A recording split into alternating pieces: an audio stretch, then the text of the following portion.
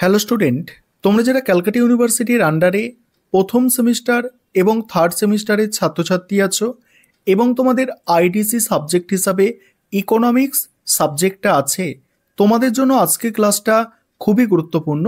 আজকের ক্লাসে তোমাদের 100% কমনযোগ্য বড় প্রশ্নের সাজেশান অর্থাৎ 5 নম্বরের প্রশ্নের সাজেশান নিয়ে আলোচনা করব। এছাড়া তোমাদের 2 নম্বর এবং 3 নম্বর অধ্যায় থেকে গুরুত্বপূর্ণ এসএকিউ অর্থাৎ 2 নম্বরের প্রশ্ন উত্তর নিয়ে আলোচনা করব। অর্থাৎ তোমাদের জন্য আজকের ক্লাসটা খুবই গুরুত্বপূর্ণ, প্রথম থেকে শেষ পর্যন্ত দেখতে থাকো। প্রথমে দেখে নাও 5 নম্বরের জন্য যে প্রশ্নগুলো তোমাদের তৈরি করতে হবে আর যেগুলো স্টার দেয়া আছে এই প্রশ্নগুলো মোস্ট ইম্পর্টেন্ট প্রশ্ন। প্রথম প্রশ্ন আছে চাহিদা ও সরবরাহের নির্ধারক বিষয়গুলি ব্যাখ্যা করো। দ্বিতীয় প্রশ্ন আছে মূল্য স্থিতিস্থাপকতা বলতে কি বোঝো, এর গুরুত্ব আলোচনা করো। 3 নম্বর প্রশ্ন আছে উৎপাদন ফাংশন কি, তারপরে টিপি, এপি এবং এমপি এর ধারণা ব্যাখ্যা করো। পরের প্রশ্ন মোট দেশজ উৎপাদন অর্থাৎ জিডিপি এর ধারণা এবং এর গুরুত্ব ব্যাখ্যা করো। 5 নম্বর প্রশ্ন মোস্ট ইম্পর্টেন্ট প্রশ্ন, কেন্দ্রীয় ব্যাংক এবং বাণিজ্যিক ব্যাংকের মধ্যে পার্থক্য, তাদের কার্যক্রমের ভিত্তিতে আলোচনা করো। পরের প্রশ্ন আছে মুদ্রাস্ফীতি কি, মুদ্রাস্ফীতির বিভিন্ন ধরন ব্যাখ্যা করো। পরের প্রশ্ন রাজস্ব নীতি এর উদ্দেশ্য ও উপকরণগুলি ব্যাখ্যা করো। পরের প্রশ্ন অর্থনৈতিক প্রবৃদ্ধি ও উন্নয়নের মধ্যে পার্থক্য করো। নেক্সট আছে এইচডিআই অর্থাৎ মানব উন্নয়ন সূচক কি, এর উপাদানগুলি ব্যাখ্যা করো। পরের প্রশ্ন দেখো অসমতা পরিমাপে গিনি সূচকের গুরুত্ব আলোচনা করো। নেক্সট টেকসই উন্নয়ন বলতে কি বোঝানো হয়, এর লক্ষ্যগুলি ব্যাখ্যা করো। পরের প্রশ্ন জেন্ডার উন্নয়ন সূচক এবং বহুমাত্রিক দারিদ্র্য সূচক এর মধ্যে প্রধান পার্থক্য। নেক্সট আছে ভারতের বাণিজ্য সংস্কারের পটভূমি এবং 1991 সালের পর প্রাথমিক পদক্ষেপগুলি ব্যাখ্যা করো। পরের প্রশ্ন নীতি আয়োগের প্রধান লক্ষ্য ও কার্যক্রম ব্যাখ্যা করো। নেক্সট আছে ভারতের অর্থনীতির ক্ষেত্রে অর্থনৈতিক সংস্কারের পটভূমি আলোচনা করো। পরের প্রশ্নগুলো দেখো, আবারও বলছি যেগুলো স্টার্ট দেওয়া প্রশ্ন এগুলো কিন্তু মোস্ট ইম্পর্টেন্ট। পরের প্রশ্ন আছে উদারীকরণের পর ভারতের শিল্পনীতিতে যে কাঠামোগত পরিবর্তন এসেছে তা ব্যাখ্যা করো। তারপরে প্রশ্ন বাণিজ্যিক ব্যাংকের 4টি গুরুত্বপূর্ণ কাজ উল্লেখ করো। তারপরে আছে পরম দারিদ্র্য এবং আপেক্ষিক দারিদ্র্যের মধ্যে পার্থক্য। তারপরে দারিদ্র্য পরিমাপের বহুমাত্রিক পদ্ধতি আলোচনা করো। নেক্সট আছে অর্থ সরবরাহের বিভিন্ন পরিমাপ ব্যাখ্যা করো। নেক্সট চাহিদার পরিবর্তন এবং চাহিদার পরিমাপের পরিবর্তন কি। পরের প্রশ্ন চাহিদার পরিবর্তন ও চাহিদার পরিমাপের পরিবর্তনের পার্থক্য। পরের প্রশ্ন আছে চাহিদা ও যোগাযোগের মাধ্যমে কিভাবে ভারসাম্য দাম নির্ধারণ হয়, উদাহরণ সহ ব্যাখ্যা করো। পরের প্রশ্ন মুদ্রাস্ফীতি নিয়ন্ত্রণের জন্য কেন্দ্রীয় ব্যাংক আর্থিক নীতি কিভাবে প্রয়োগ করে তা ব্যাখ্যা করো। পরের প্রশ্ন স্থিতিশীল উন্নয়ন বা সাস্টেনেবল ডেভেলপমেন্ট কাকে বলে এবং এর উন্নয়নের পরিমাপের পদ্ধতিগুলি আলোচনা করো। পরের প্রশ্ন চাহিদার দাম স্থিতিস্থাপকতার নির্ধারক বিষয়গুলি আলোচনা করো। অর্থনৈতিক বাজার বলতে কি বোঝো, দ্রব্যের ধরন অনুযায়ী বাজারের শ্রেণীবিভাগ।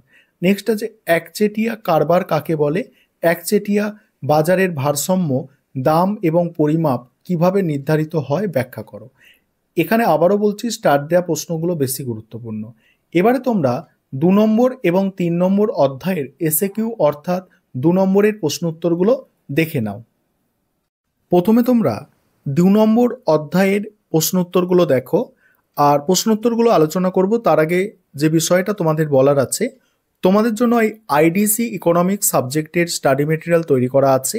তোমরা যারা প্রথম সেমিস্টার এবং থার্ড সেমিস্টারে আইডিসি ইকোনমিক্সের স্টাডি মেটেরিয়াল পারচেস করতে চাইছো, স্ক্রিনের নিচের দিকে যে নম্বর দেখতে পাচ্ছ এই নম্বরে যোগাযোগ করতে পারো। দেখো প্রশ্নগুলো দেখে নাও। জিডিপি কি, পরের প্রশ্ন হচ্ছে জিএনপি কিভাবে জিডিপি থেকে আলাদা। তারপরে আছে এনএনপি কি। নেক্সট আছে দেখো নেক্সট প্রশ্নগুলো দেখে নাও তোমরা একটু।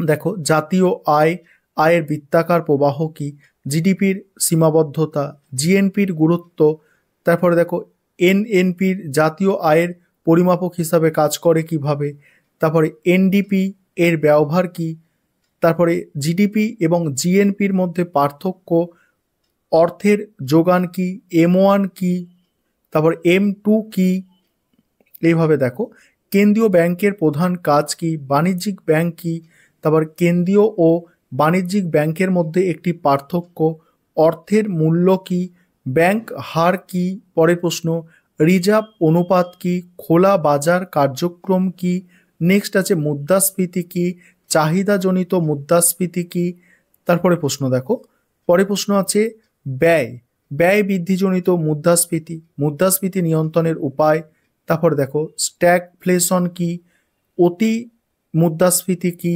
নেক্সট আছে মুদ্রাস্ফীতির দুটি প্রভাব, পরের প্রশ্ন কিভাবে সুদের হার মুদ্রাস্ফীতিকে প্রভাবিত করে, রাজস্ব নীতি কিভাবে মুদ্রাস্ফীতি নিয়ন্ত্রণ করে, মুদ্রাস্ফীতি পরিমাপের একটি উপায়, রাজস্ব নীতি কি, তারপরে দেখো পরের প্রশ্ন আছে মুদ্রানীতি কি, রাজস্ব নীতির দুটি উপকরণ লেখো, মুদ্রা নীতির দুটি উপকরণ, রাজস্ব নীতির প্রধান উদ্দেশ্য, মুদ্রা নীতির প্রধান উদ্দেশ্য, কখন দেখো সম্প্রসারণমূলক রাজস্ব নীতি গ্রহণ করা হয়, কখন সংকোচমূলক মুদ্রানীতি গ্রহণ করা হয়, রাজস্ব ও মুদ্রানীতির মধ্যে একটি পার্থক্য, কিভাবে উভয় নীতি অর্থনীতিকে প্রভাবিত করে। 40টা প্রশ্ন আছে এখানে।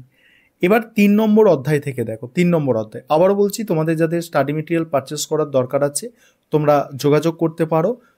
তোমরা যে সাজেশনটা দেখলে 5 নম্বরের প্রশ্ন, এই স্টাডি মেটেরিয়ালের মধ্যে ওই 5 নম্বরের প্রশ্নের সমস্ত অ্যান্সার পাবে, আর এই 2 নম্বরের অধ্যায় ভিত্তিক প্রশ্ন উত্তর তোমরা সেক্ষেত্রে পেয়ে যাবে। 3 নম্বর অধ্যায়টা এবার দেখো, অর্থনৈতিক প্রবৃদ্ধি কি, তারপরে হচ্ছে অর্থনৈতিক উন্নয়ন কি, প্রবৃদ্ধি ও উন্নয়নের মধ্যে পার্থক্য, নেক্সট আছে মানব উন্নয়ন সূচক কি, লিঙ্গ উন্নয়ন সূচক কি, বহুমাত্রিক দারিদ্র্য সূচক কি, দেখো গিনি কি বা জিনি, তারপরে দেখো ভারতের HDI র্যাঙ্ক কত, স্থিতিশীল উন্নয়ন কি, পরে প্রশ্ন আছে স্থিতিশীল উন্নয়নের লক্ষ্য কয়টি, তারপরে কয়েকটি স্থিতিশীল উন্নয়নের নাম বলো, তারপরে আছে অর্থনৈতিক প্রবৃদ্ধির দুটি কারণ উল্লেখ করো, অর্থনৈতিক উন্নয়নের দুটি বাধা, HDI কিভাবে পরিমাপ করা হয়, তারপরে GDI কিভাবে পরিমাপ করা হয়, MPI কিভাবে পরিমাপ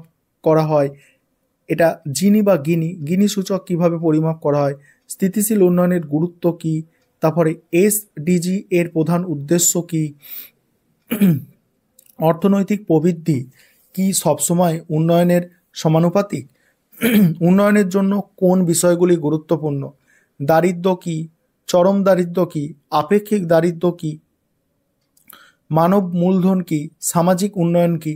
এবার বাকিগুলো তোমরা দেখে নাও, আমি স্ক্রল করে যাচ্ছি, দেখে নাও। এই অধ্যায় থেকে আমাদের 30টা প্রশ্ন ছিল, ঠিক আছে। আবারও বলছি, যাদের স্টাডি মেটেরিয়াল পারচেস করার দরকার আছে তোমরা যোগাযোগ করতে পারো।